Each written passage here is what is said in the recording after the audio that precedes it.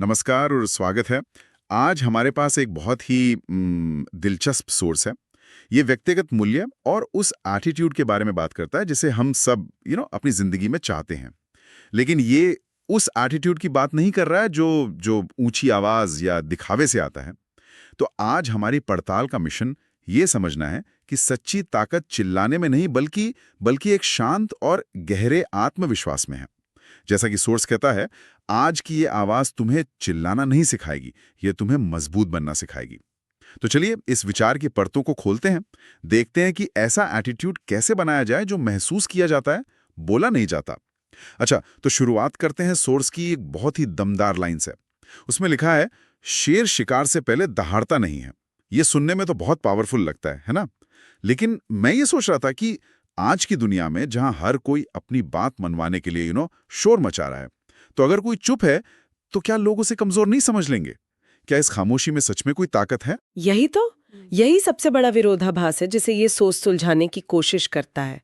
देखिए, सोच ये नहीं कह रहा कि आप बस चुप हो जाओ। वो निष्क्रिय चुप्पी और रणनीतिक खामोशी के बीच एक बहुत बड़ा अंतर बता रहा है। सोच के मुताबिक दुनिया आपके शब्द नहीं, आपकी स्थिति देखती है। और स्थिति कौन बनाता है? जिसका दिमाग शांत और इरादा साफ होता है। तो ये वो खामोशी है जिसके पीछे एक सोच है, एक प्लान है। ये तूफान से पहले की शांति है, हार की शांति नहीं। ये दिलचस्प है। मतलब खामोशी एक एक हथियार हो सकती है। पर सोर्स में एक और बात है जो मुझे थोड़ी कह सकते हैं अटपटी लगी। वो कहता है, जिस दिन तुम्हारी मौजूदगी लोगों को अनकंफर्टेबल करने लगे, समझ लेना तुम सही रास्ते पर हो। हमें तो हमेशा सिखाया जाता है कि मिलनसार बनो, सबको सहज महसूस कराओ। ये तो उसके बिल्कुल उल्टा है। ये इस मनोवैज्ञानिक सच पे आधारित है कि जब कोई व्यक्ति अपने सिद्धांतों पर, अपनी सच्चाई पर मजबूती से खड़ा होता है ना, तो वो उन लोगों के लिए एक आईने की तरह काम करता है जो अपनी जिंदगी में समझौते कर रहे हैं। वो जो अनकंफर्टेबल महसूस होना है, वो असल में उनकी अपनी कमजोरी का रिफ्लेक्शन है, आपकी गलती का नहीं। अच्छा। आपकी मौजूदगी उन्हें उनके खुद के अधूरेपन का एहसास कराती है। तो एक तरह से ये एक लिटमस टेस्ट जैसा है ना? हाँ। ये जांचने के लिए कि आप अपने रास्ते पर कितने पक्के हैं। वाह, मतलब दूसरों की असहजता आपकी सही दिशा का पैमाना हो सकती है। तो फिर एटीट्यूड का मतलब क्या है? अगर वो दूसरों को असहज कर रहा है, क्योंकि एटीट्यूड शब्द सुनते ही कई लोगों के दिमाग में घमंड या बदतमीजी की तस्वीर आती है। क्या सोर्स इन दोनों के बीच कोई फर्क बताता है? हाँ, और ये फर्क बहुत साफ है, बहुत ही क्लियर। सोर्स कहता है कि एटीट्यूड का मतलब घमंड या दूसरों को नीचा दिखाना नहीं है। इसका सीधा और सरल मतलब है खुद की वैल्यू जानना, अपनी कीमत पहचानना। और ये पहचान तब शुरू होती है जब इंसान खुद को हल्के में लेना बंद कर देता है। सोर्स की एक बहुत गहरी लाइन है, ज्यादातर लोग इसलिए कमजोर नहीं होते कि उनमें ताकत नहीं होती, बल्कि इसलिए कि वो अपनी ताकत दूसरों को दे देते हैं। ये बात मुझे बहुत सही लगी, अपनी ताकत दूसरों को दे देते हैं। लेकिन मैं सोच रहा था कि असल में हम ऐसा करते कैसे? मतलब रोजमर्रा की जिंदगी में इसके कुछ उदाहरण क्या हो सकते हैं? सोर्स इसके 3 बहुत ही सटीक तरीके बताता है। पहला, हर किसी को खुश करने की कोशिश करना। हाँ, पीपल प्लीजिंग। बिल्कुल। दूसरा, हर बात पर समझाना। और तीसरा, हर जगह खुद को प्रूव करना। इसे सोर्स ने सबसे बड़ी कमजोरी कहा है। सोचिए, हम अपनी कितनी एनर्जी इन्हीं 3 कामों में लगा देते हैं। हम अपनी चाबी दूसरों के हाथ में थमा देते हैं और उम्मीद करते हैं कि वो हमारा ताला खोलेंगे। तो अगर हम अपनी ताकत वापस लेना चाहते हैं तो हमें ये तीनों काम बंद करने होंगे। मतलब लोगों को नाखुश करने का रिस्क उठाना होगा, हर किसी को अपनी बात समझाने की जिद छोड़नी होगी। ये तो सीधे तौर पर बाउंड्रीज बनाने से जुड़ता है, सही है? बिल्कुल, यहीं से असली बदलाव शुरू होता है। सोर्स बाउंड्रीज बनाने की बात करता है, जिसे हम लक्ष्मण रेखा कह सकते हैं। एक ऐसी साफ लकीर जो बताती है कि आपके साथ किस हद तक और कैसा व्यवहार किया जा सकता है। जब तक आप ये रेखा नहीं खींचते, सोर्स कहता है, लोग तुम्हारी काइंडनेस को तब तक कमजोरी समझते हैं और जैसे ही आप ना कहना सीख लेते हैं, दुनिया आपको गंभीरता से लेना शुरू कर देती है। इसी से जुड़ी एक और लाइन है, ज्यादा अच्छे मत बनो, बहुत मीठा फल सबसे पहले तोड़ा जाता है। ये तो उस पुरानी कहावत जैसा है कि सीधी उंगली से घी नहीं निकलता। लगता है सोर्स भी इसी बात से सहमत है। लेकिन इसका असल जिंदगी में क्या मतलब हो सकता है? क्या ये कि अगर कोई दोस्त बार बार पैसे उधार लेकर वापस नहीं करता तो आप मुस्कुराते हुए लेकिन साफ तौर पर अगली बार मना कर दें? बिल्कुल यही। गुस्सा दिखाना या रिश्ता खराब करना जरूरी नहीं है। सोर्स कहता है सख्ती चेहरे पर नहीं, निर्णयों में होनी चाहिए। निर्णयों में? हाँ, आपका लहजा नरम हो सकता है, लेकिन आपका निर्णय पत्थर की तरह मजबूत होना चाहिए। दोस्त, मैं तुम्हें इस बार पैसे नहीं दे पाऊंगा, बस बात खत्म। कोई लंबी चौड़ी सफाई नहीं। यही असली एटीट्यूड है। आपकी ना का मतलब ना होना चाहिए। ठीक है, निर्णयों में सख्ती, लेकिन सोर्स में एक और बात कही गई है जो थोड़ी खतरनाक लग सकती है। गलत फैसला भी कोई फैसला ना लेने से बेहतर होता है। ये सुनने में तो ठीक लगता है, लेकिन अगर वो गलत फैसला किसी की जिंदगी पर बुरा असर डाल दे तब? क्या ये सलाह थोड़ी ज्यादा ही सिंपल नहीं है? ये एक बहुत जरूरी सवाल है और इसे शब्दशः नहीं लेना चाहिए। इसका गहरा मतलब ये है कि ये सलाह अनिर्णय की स्थिति यानी पैरालिसिस बाय एनालिसिस को तोड़ने के लिए है।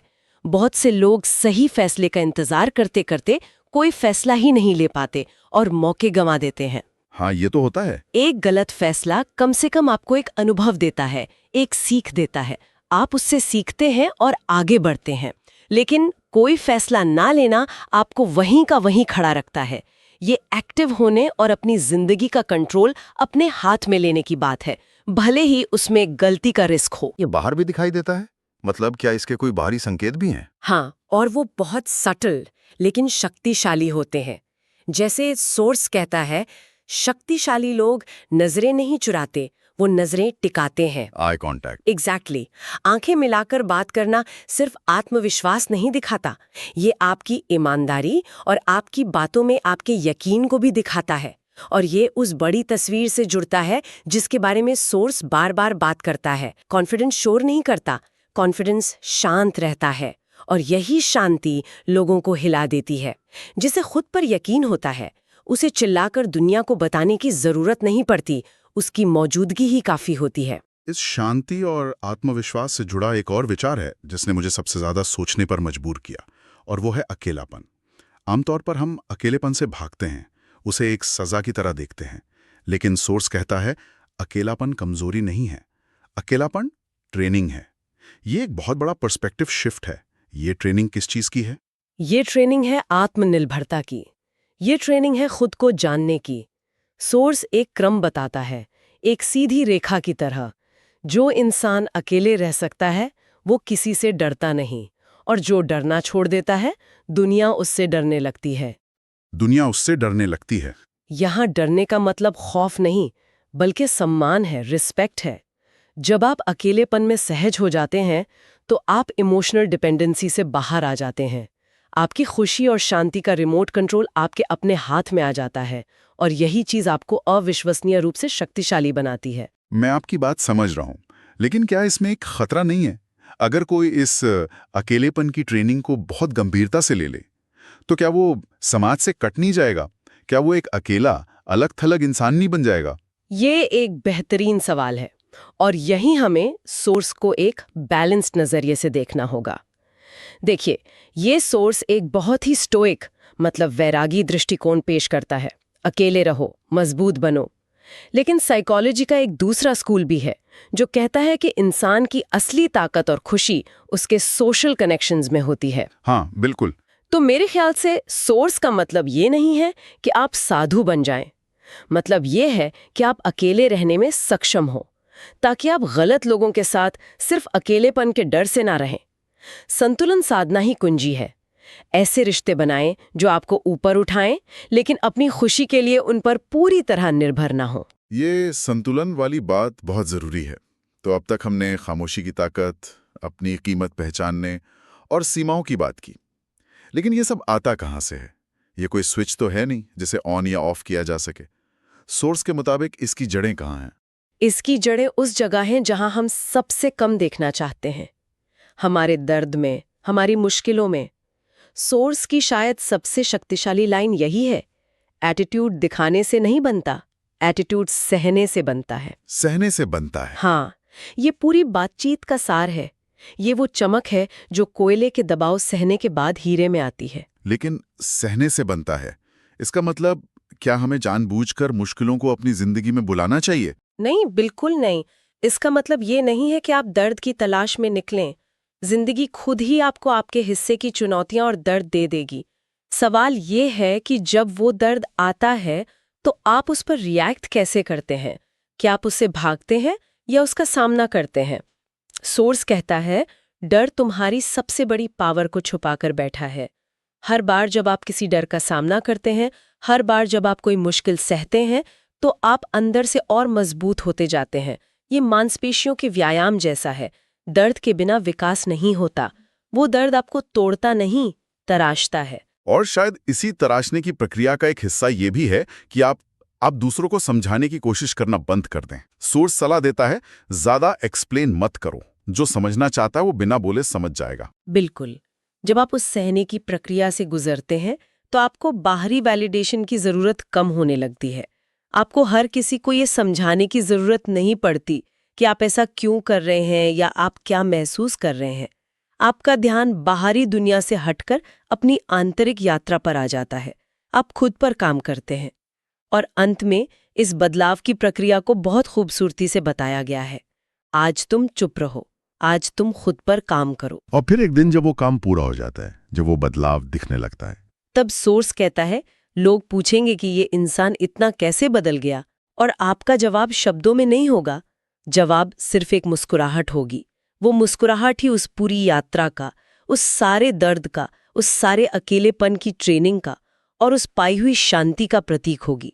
वो मुस्कान किसी को जलाने के लिए नहीं, बल्कि खुद के सफर को स्वीकार करने के लिए होगी। तो इस पूरी चर्चा का निचोड़ क्या है? इस सोर्स से जो मुख्य बात निकल कर आती है वो ये है कि असली एटीट्यूड एक आंतरिक अवस्था है। ये बाहर से ओढ़ी हुई कोई चीज नहीं है। ये खामोशी, आत्ममूल्य, अपनी खींची हुई मर्यादाओं और दर्द को सहने और उससे सीखने की क्षमता से बनता है। ये शोर मचाने के बारे में नहीं, बल्कि अपनी मौजूदगी को इतना शक्तिशाली बनाने के बारे में है कि आपकी खामोशी भी लोगों को सोचने पर मजबूर कर दे। और यहाँ श्रोताओं के लिए सोचने के लिए एक विचार है। सोर्स का अंत इस पंक्ति से होता है, शोर मत बनो, वो बनो जिसकी खामोशी भी लोगों को हिला दे। तो सोचने वाली बात यह है कि हमारी अपनी जिंदगी में वो कौन से पल या कौन सी परिस्थितियां हैं जहां शब्दों से ज्यादा हमारी खामोशी असर डाल सकती हैं। और उससे भी जरूरी सवाल, हम ये कैसे सुनिश्चित करें कि वो खामोशी ताकत से पैदा हो, डर से नहीं।